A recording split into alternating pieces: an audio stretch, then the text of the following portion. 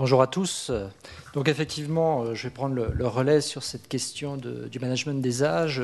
Et c'est vrai que aujourd'hui, j'ai le plaisir de parler dans le cadre d'un champ d'application qui n'est pas celui sur lequel je travaille habituellement, mais je ne peux que constater en fait que beaucoup de points communs finalement avec certaines problématiques qui s'adressent aux consommateurs et que finalement on retrouve dans une optique de salariés.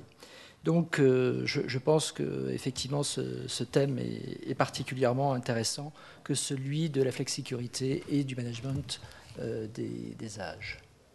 Ah.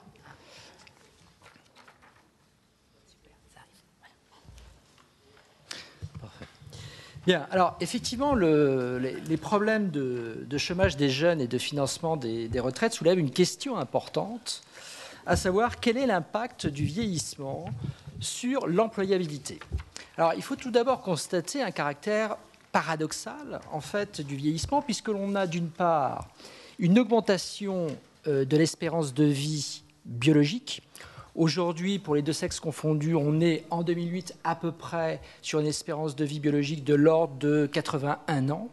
Et en parallèle, on a au contraire une baisse de l'espérance de vie professionnelle. Dans un contexte où, en France, le taux d'activité des 55-64 ans est l'un des plus faibles d'Europe, alors que, au contraire, le taux de chômage des jeunes est, lui, l'un des plus élevés en Europe. Bon. Donc, il convient effectivement de se poser la question, quel est finalement l'impact de l'âge entre, d'une part, les capacités d'un individu à être employé, ce qui va renvoyer finalement à une question de l'évolution avec le temps en fait des qualifications et des capacités en fait de ces salariés, avec in fine des conséquences sur la performance au travail et la productivité. Alors, pour pouvoir aborder cette problématique, je vais mobiliser en fait deux facettes de l'âge. D'une part, la dimension objective, c'est-à-dire celle dite de l'âge chronologique, âge défini par la date de naissance de l'individu, et puis également une autre facette subjective qui sera celle de l'âge perçu. Bien. Alors, effectivement, si dans un premier temps, on se pose la question de l'évolution avec le temps des facultés cognitives, il est indéniable qu'avec l'âge réel, ces facultés cognitives diminuent. Je dirais en termes de mémorisation, en termes de facultés de raisonnement, en termes de perspectives d'association entre différents éléments. Mais cela ne veut pas dire pour autant qu'il y ait une baisse de performance au travail. En fait, les études, d'une part, que j'ai pu lire et celles auxquelles j'ai moi-même participé, m'amène à conclure qu'en réalité, la relation est ambiguë, voire même absente, entre l'âge réel et la performance au travail. Donc là, honnêtement, sur un plan de la recherche, il y a certainement beaucoup d'éclaircissements à apporter dans ce domaine-là, compte tenu du flou dans lequel on est par rapport à cette relation. Et d'ailleurs, je vais apporter des éléments d'explication qui expliquent finalement pourquoi on n'arrive pas à établir un lien, alors qu'intuitivement, on pourrait penser, probablement de manière abusive, qu'il y a une baisse de la performance au travail avec le temps. Alors, un premier élément d'explication, c'est de voir que finalement, cette diminution de ces facultés cognitives sont compensées, et là je rejoins tout à fait les propos d'Éléonore Marbeau, à savoir qu'il y a compensation en réalité par l'expérience et la pratique en fait d'une activité professionnelle. Et ça, on peut l'observer à différents stades hiérarchiques de l'entreprise, que ce soit au niveau des secrétaires, que ce soit au niveau d'architectes, que ce soit même au niveau des professeurs des universités. En réalité, en fait, on ne peut pas établir de lien clair entre l'âge réel et la diminution donc de ces performances. Alors c'est vrai que comme je vous le disais, il n'y a pas d'impact systématiquement négatif sur la performance au travail. Donc c'est, comme je vous le disais, cette expérience professionnelle qui permet de maintenir certaines capacités cognitives avec le temps. Et parmi ces qualifications et qualités des employés, il y en a une qui est particulièrement intéressante, qui pourrait d'ailleurs avoir une portée pratique dans le domaine du management des âges, c'est en fait la question de la créativité. Et là, je vais finalement évoquer les travaux d'un gérontologue qui est Gene Cohen, qui a travaillé sur l'évolution d'un cycle de créativité avec le temps. Et il arrive en fait à une conclusion intéressante, c'est que finalement, l'une des phases, alors ce n'est pas une relation linéaire, hein, en fait c'est plutôt une relation, je dirais, plutôt curvilinéaire, sachant que Gene Cohen a mis en évidence que, en fait, il y avait un pic de créativité à peu près en fin de cinquantaine, début de soixantaine, qu'il explique par en fait un effet de la cessation d'activité professionnelle qui a un effet entre guillemets libératoire sur cette créativité. D'où finalement on pourrait penser que finalement c'est intéressant d'envisager de recruter des retraités en première étape de cessation d'activité professionnelle compte tenu de ce phénomène lié à la créativité. Aspect que l'on peut tout à fait tester, je dirais, par différents types d'outils. L'autre raison qui explique le caractère très ambigu de la relation entre l'âge réel et la performance, c'est qu'en fait, il y a lieu de tenir compte de différents facteurs qui, en fonction de leur interaction et de leur combinaison, va expliquer finalement la quasi-absence de relation entre les deux éléments qui font l'objet de cette problématique. Alors notamment, parmi ces variables, c'est clair qu'il y a des variables qui sont liées à la formation initiale, la motivation du salarié, effectivement, ça a été évoqué précédemment. Et puis, non négligeable quand même, ce sont les représentations de l'âge du salarié et du dirigeant.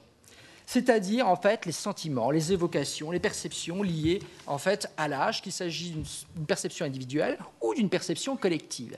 Les deux aspects ne doivent pas être négligés, me semble-t-il. Alors, dans le domaine des sciences de gestion, il y a une notion qui a été évoquée plus particulièrement en marketing, bien qu'il s'agisse d'une variable d'origine gérontologique, il s'agit de l'âge perçu. On trouve l'évocation de cette variable sous le nom de tendance d'âge subjectif, qui est finalement la tendance à se percevoir plus jeune ou plus âgé que la réalité. Alors c'est vrai qu'il y a eu un certain nombre d'applications en marketing, en particulier en matière de marketing générationnel en termes de critères de segmentation, mais ça aussi fait l'objet d'applications opérationnelles, notamment en communication publicitaire. Je prendrai un exemple parmi tant d'autres. Lorsque Evian déclame en fait son slogan « Evian, source de jeunesse », en réalité, la notion d'âge subjectif est volontairement et très bien assimilée et appliquée dans le cadre de ces différents... Enfin, tout au moins dans le cadre d'un certain nombre de campagnes publicitaires récentes. Mais quid de la gestion des ressources humaines? Alors, en fait, plusieurs études ont montré que l'on expliquait relativement mieux les attitudes au travail d'un individu par l'âge perçu, par rapport à ce que peut apporter comme pouvoir explicatif l'âge réel. En réalité, les deux éléments sont bien sûr importants, sont des variables explicatives, mais c'est vrai que l'âge perçu semble être un facteur non négligeable. Alors, parmi ces études, si les études révèlent une diminution de la performance déclarée du salarié avec l'âge, il semble que certaines études, et en particulier les études réalisées en collaboration avec des collègues étrangers, montrent que finalement, il y a un effet atténuateur de l'âge perçu dans la relation entre l'âge réel et la performance. Autrement dit, il y a ce que dans notre jargon de chercheur on appelle en fait un effet modérateur de l'âge perçu dans la relation entre âge réel et âge perçu. Et donc, finalement, la conclusion qui est suggérée par ces études, c'est que finalement, la performance, toujours déclarée, c'est important, reste bonne chez les individus qui se sentent jeunes. Bon. Ce que j'ai oublié de dire, c'est que dans le cadre des applications en marketing, il y a eu des enquêtes faites sur des échantillons relativement importants d'environ plusieurs vagues de sondages sur des échantillons comprenant 10 000 personnes, échantillons représentatifs. Et donc, on connaît aujourd'hui en France cette tendance d'âge subjectif pour toutes les tranches d'âge, sachant que globalement, les Français se rajeunissent de plus en plus fortement en vieillissant, sauf sur une tranche d'âge où là, c'est la tendance inverse, c'est-à-dire que sur les adolescents, et sur les enfants, bien qu'on ait très peu d'éléments sur les enfants, là, c'est plutôt une tendance à se vieillir. Ce qui est assez logique, et ça s'explique. On a tout un certain nombre de facteurs explicatifs de cet aspect-là. Bien, alors, voilà pour les enseignements de la recherche. Les enseignements, c'est un bien grand mot, parce qu'il y a beaucoup de zones d'ombre à éclaircir, puisque comme je l'ai évoqué, c'est en réalité très très complexe. Qu'en est-il des observations faites et des pratiques en fait des entreprises? Alors j'espère qu'il n'y a pas de décalage entre mon discours et les transparents, parce que je ne vois pas bien les transparents. Enfin, je pense que c'est bon. Non, c'est avant, voilà. Alors, je vais prendre en fait deux exemples qui m'ont paru relativement significatifs. C'est les exemples de GDF Suez, donc ex-Gaz de France d'une part, et Procter & Gamble d'autre part. Et en fait, dans la première étude de cas, donc celle de GDF Suez, c'est une étude de cas qui, à mon avis, est assez riche d'enseignements, dans la mesure où, sur le plan du contexte professionnel, il y a une pyramide des âges qui est assez particulière, mais qui n'est finalement qu'on le retrouve dans d'autres entreprises, à savoir que l'on a d'une part des employés jeunes, souvent en contrat d'apprentissage, et puis vous avez une très grande partie des salariés qui ont plus de 20 ans en fait d'ancienneté. Alors, compte tenu de l'ouverture des marchés à la concurrence, et dans le cadre en fait, de formation au changement, GDF Suez a décidé, dans le cadre de ces formations au management, à la prévention sécurité, au développement durable, d'insérer un séminaire, enfin une action de sensibilisation quant à la non-discrimination entre les groupes d'âge.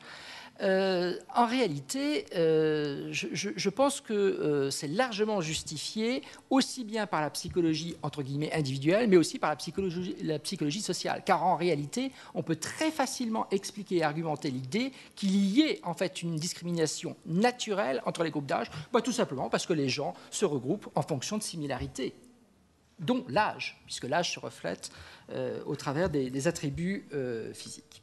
Bien. Une autre étude de cas intéressante, alors plutôt dans une optique anglo-saxonne, c'est celle qui caractérise en fait Procter & Gamble. Chez Procter & Gamble, compte tenu, alors là, je dirais de la multiplicité des marchés, les différents secteurs de consommation couverts, en fait, la politique en termes de GRH, dans ce domaine-là tout au moins, c'est une politique qui vise à faire de la diversité un atout et, en clair, pour eux, la mixité des âges serait un facteur de performance. Alors, cette pratique, il se trouve qu'elle est corroborée par deux recherches, celles qui sont citées sur le transparent, c'est-à-dire d'une part Altivanger et collègues, et Skiberki plus récemment en 2004. En fait, ces deux auteurs corroborent finalement cette pratique de façon assez intéressante. Ils disent que finalement, pour que l'on ait une meilleure performance, il est nécessaire qu'il y ait des équipes composées d'individus d'âge variés, mais avec une condition, c'est que les salaires soient davantage liés à la productivité et à la compétence plutôt qu'à l'ancienneté, qui est plutôt, je dirais, tout au moins, qu'on le retrouvera peut-être plus fréquemment en Europe occidentale. Donc, on voit bien qu'aussi bien au niveau de la recherche que au niveau des observations, finalement, il y ait une certaine forme de complémentarité entre ces deux facettes de l'âge, objective et subjective. Il y a peut-être d'autres pistes de réflexion que l'on peut envisager en tenant compte des stéréotypes naturels des individus face à l'âge, puisque globalement, il y a deux types de stéréotypes. D'ailleurs, stéréotypes à la fois positifs et négatifs vis-à-vis de l'âge.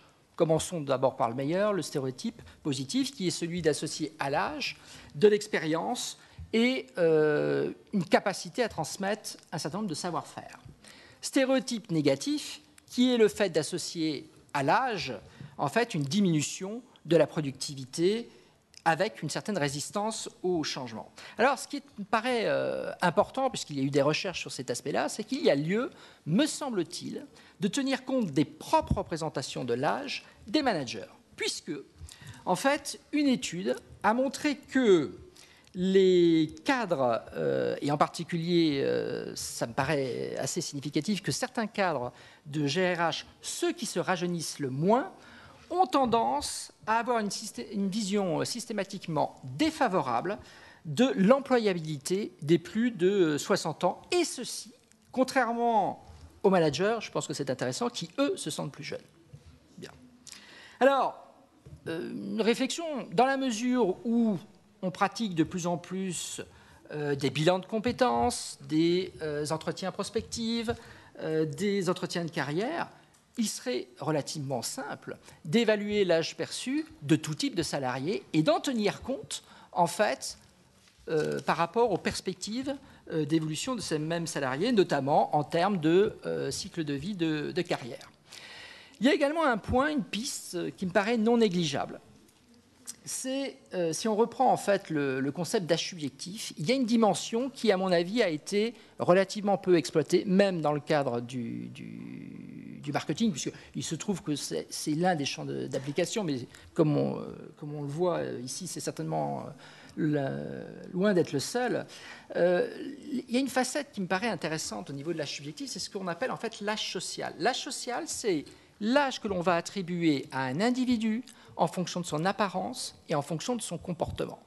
Et ça, c'est quelque chose qui pourrait ne pas être négligé dans la mesure où on pourrait envisager d'accorder, de rendre, entre guillemets, congruent, d'une part, l'âge perçu du salarié avec l'âge social du manager ou vice-versa. Quelques exemples. Puisque l'on sait que les juniors ont plutôt tendance à se vieillir. Oh, ils se vieillissent très peu, hein, ils se vieillissent de 2 ans.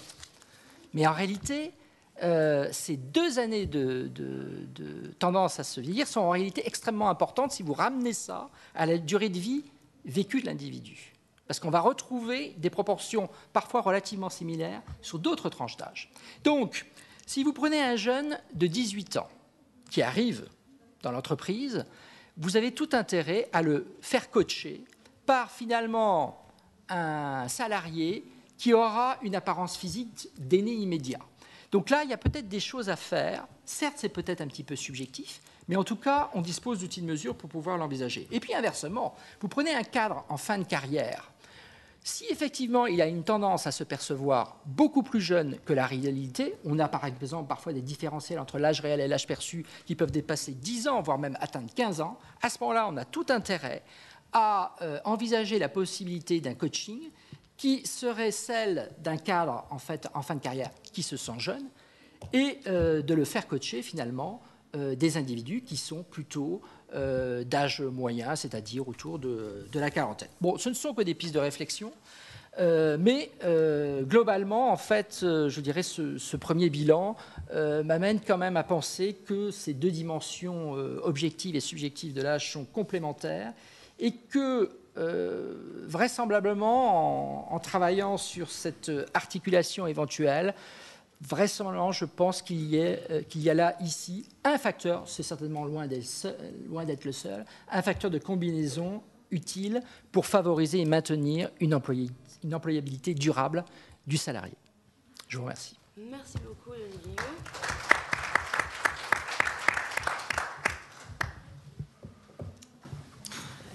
Non, juste une petite remarque, peut-être une question aussi. Je suis intimement persuadé, effectivement, que les équipes mixtes, en termes d'âge, comme d'ailleurs en termes de sexe, en termes de formation, etc., sont les plus efficaces. Vous parliez tout à l'heure de transmettre le savoir-faire, mais pensez-vous pas aussi que, de manière un peu plus irrationnelle, on doit transmettre aussi le savoir-être, la façon dont on vit l'entreprise, la façon dont on a vécu son métier pendant des années, et j'allais dire la passion qu'on peut avoir pour son métier. Oui, je pense qu'effectivement, c'est tout à fait essentiel. Et effectivement, je pense que vous évoquez à très juste titre un facteur qui doit être pris en compte, donc un facteur de contingence, qui est tout simplement la culture de l'entreprise. C'est vrai que la situation n'est vraisemblablement pas comparable d'une entreprise à une autre et que je suis presque convaincu qu'il existe probablement, et je pense qu'Éléonore, vous l'avez évoqué dans votre exposé, c'est que vraisemblablement il existerait finalement un âge social idéal qui dépend en fait d'une part du secteur d'activité de l'entreprise, mais aussi de la firme elle-même, vraisemblablement. Donc je pense qu'effectivement c'est un point, je pense que c'est une piste à creuser, certainement. Si vous me permettez, je pourrais simplement vous citer une expérience sur le sujet. Nous faisons parmi la procédure d'accueil assez longue qu'on peut faire dans certains cas, nous faisons une journée où on parle un petit peu de culture, de produits, de benefits, de compensation, etc., de salaire. Et je fais animer cette journée-là pour tous les nouveaux arrivants dans les mois qui suivent, dans les 2 mois qui suivent leur intégration à l'entreprise. Et volontairement, je la fais animer par une personne qui a une trentaine d'années d'ancienneté dans la maison, qui connaît la maison sur le bout du doigt, et puis qui est aussi toujours et autant passionnée par son métier, j'allais dire plus que quand elle avait 25 ans ou 30 ans. Et j'assure que l'impact sur les nouveaux arrivants est extraordinaire. De par la façon dont elle présente sa journée, la façon dont elle raconte les anecdotes, les nouveaux arrivants constatent. Ils n'ont pas là une information, ils constatent comment on peut vivre dans cette entreprise et comment on peut y avoir pris un plaisir important et est aussi passionné après autant d'années dans son travail. Et je crois que c'est une expérience assez extraordinaire. Alors, par rapport à... Je pense qu'effectivement, cette passion, il serait intéressant de la corréler justement avec cet indicateur d'âge perçu. Je ne serais pas surpris que finalement, que cette passion soit plus grande chez des individus qui se perçoivent plutôt jeunes. D'ailleurs, en fait le sentiment de rester jeune est lui-même un facteur explicatif de cette tendance à se percevoir plus jeune. Donc, je pense que ce serait intéressant de le corréler. Alors, senior, bon, c'est vague. Hein, senior, je ne sais pas à partir de quand vous démarrez. La loi fait commencer à partir de 45 ans aujourd'hui. Voilà, bon, alors moi, ça me terrorise. Voilà, là, je suis complètement terrorisé parce que je viens d'apprendre que donc je suis un senior. Bien. Mais comme je me sens jeune, c'est pas grave. Bon. Alors, en fait, globalement, si vous voulez, l'idée générale, c'est que l'écart âge réel, âge perçu se creuse au fur et à mesure du vieillissement. Donc globalement, sur les plus de 50 ans de manière générale, les plus de 50 ans se rajeunissent d'au moins une dizaine d'années. Alors bien sûr, il peut y avoir une variété individuelle, plus ou moins. Mais globalement, on est plutôt dans une tendance qui augmente. Et parfois, on est très surpris de voir, par exemple, des individus de l'ordre de 65 ans, voire même plus, des personnes qui sont dans le cap des 75 ans, qui peuvent se percevoir de 15 à 20 ans plus jeunes. Alors, ils ne vont pas forcément le manifester, mais en tout cas, intérieurement, ils le vivront comme tel. D'ailleurs, moi, je me souviens dans des études qualitatives que j'avais pu mener, ce qui est très révélateur, c'est le choc de l'image reflétée par le miroir de la salle de bain. Parce que les gens se rendent compte, mais oh, c'est moi, et ce n'est pas du tout le sentiment intérieur. Alors bien évidemment, vous avez des personnes qui bien sûr ont des problèmes de santé. Là, il est clair que vous n'aurez pas cette tendance. Mon discours n'est pas du tout de dire que tous les seniors se rajeunissent. Mais c'est quand même la tendance que l'on va observer sur tout au moins des individus qui sont, je dirais, en relativement bonne santé. Et effectivement, le cap des 70 ans est extrêmement important parce que globalement, en moyenne, jusqu'au seuil de 70 ans, globalement, on est en bonne santé, tout au moins en France.